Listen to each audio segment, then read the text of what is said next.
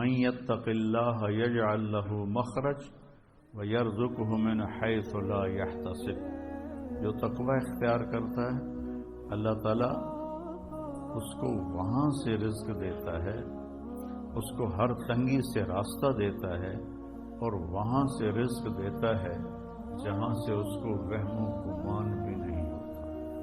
حضرت مقداد رضی اللہ تعالیٰ عنہ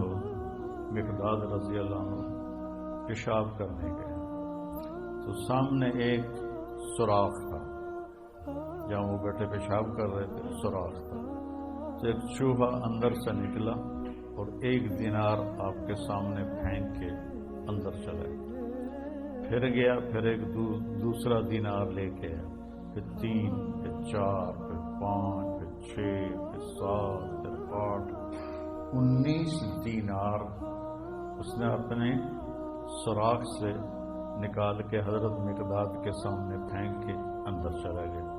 اوپر بھی حیران پریشان، انہوں نے وہ اٹھائے، فارغ ہو کر اللہ کے نبی کو پیش کیے کہ یا رسول اللہ میرے ساتھ تو یہ قصہ ہوا ہے، آج چوہے نے مجھے مالدار بنا دیا۔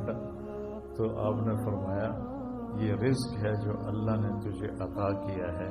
پھر یہ آیت پڑھی من یتق اللہ یجعل لہ مخرج ویرزقہ من حیث لا یحتسب۔ اب یہ راستہ صرف مسلمان کے پاس ہے کہ اگر وہ تقوی اختیار کرتا ہے تو اسے اللہ وہاں سے دے گا جس کا اس کو وہم و گمان بھی نہیں ہوگا۔ من یتق اللہ یجعل لہ من امرہ یسرا، جو تقوی اختیار کرے گا اللہ اس کے لیے آسانیاں پیدا کر دے گا۔ من یتق اللہ یکفر عنہ سیئاتہ ویعظم لہ اجرا، جو تقوی اختیار کرے گا اللہ اس کے گناہوں کو معاف کر دے گا، صاف کر دے گا۔ یکفر کا مطلب ہوتا ہے نشان مٹا دینا، عفا کا مطلب ہوتا ہے چھپا دینا، اور تکفیر کا مطلب ہوتا ہے نشان مٹا دینا۔ اللہ ان کے گناہوں کے نشان مٹا دے گا اور ان کا اجر بہت زیادہ کر دے گا۔ ان تصبروا وتتقوا لا يضركم كيدهم شيئا ان اللہ بما يعملون محیط۔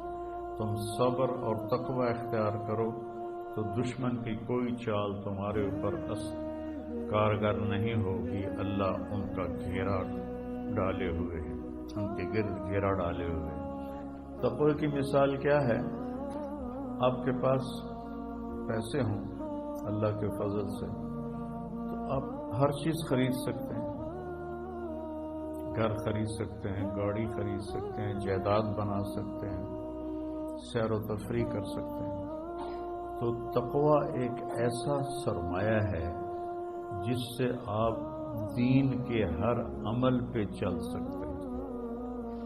تقوی ایک ایسا سرمایہ ہے جس پر آپ دین کے ہر عمل کو اپنا سکتے ہیں اور اس پہ چل سکتے ہیں۔ حضرت عمر نے کعب احبار سے پوچھا تقوی کیا ہے؟ قرآن میں مختلف تعبیرات ہیں تقوی کی۔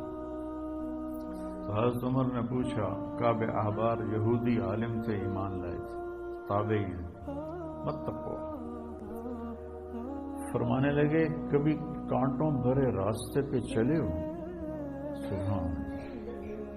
کہنے لگے ہاں، اور اب میں تو کانٹے ہی کانٹے تھے، کوئی سبزہ تو تھا ہی نہیں۔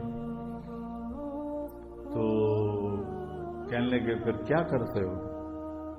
کہا میں اپنا کرتا سمیٹ لیتا ہوں، دامن سمیٹ لیتا ہوں اور کانٹوں سے بچا کے آگے نکل جاتا ہوں۔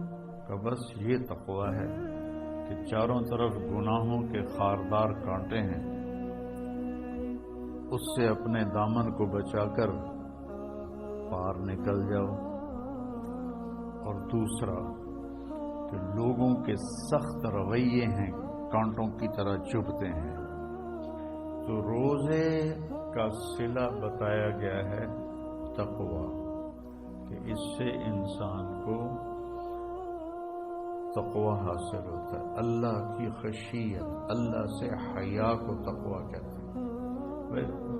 ایک گناہ نہ کرنا کہ دوزخ میں جاؤں گا، یہ بھی ایمان کا حصہ ہے۔ ایک گناہ نہ کرنا کہ مجھے اللہ سے شرم آتی ہے، مجھے اللہ سے حیا آتی ہے، یہ حیا کا جو درجہ ہے یہ خوف کے درجے سے بڑا ہے۔ یا ایھا الذین آمنوا، یہ عزت صرف اس امت کو ملی ہے اور کسی امت کو یہ اعزاز نہیں ملا۔